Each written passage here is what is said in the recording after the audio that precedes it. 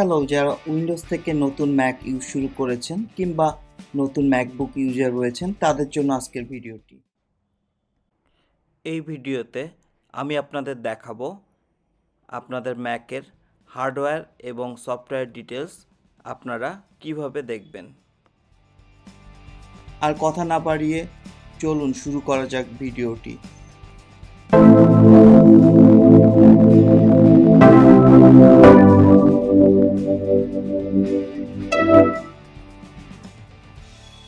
শুরুতেই Mac user অ্যাকাউন্টে log in করলে আপনারা এরকম একটি ইন্টারফেসের ডেস্কটপ পাবেন। তো ওপরের দিকে রয়েছে হলো মেনু বার।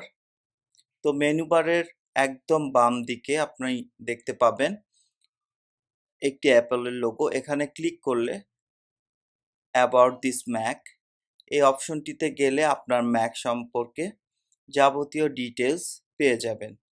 কোন ধরনের অপারেটিং সিস্টেম ব্যবহার করা হয়েছে এবং কোন ধরনের চিপ রয়েছে আপনার ম্যাকটিতে এবং সেটির মেমোরি কত এবং একটি ইউনিক সিরিয়াল নাম্বার পেয়ে যাবেন। তার নিচে রয়েছে সিস্টেম রিপোর্ট অপশন। এখানে গেলে আপনি আপনার ম্যাকের হার্ডওয়্যার ডিটেলসগুলো পেয়ে যাবেন। তারপরে রয়েছে সফটওয়্যার আপডেট।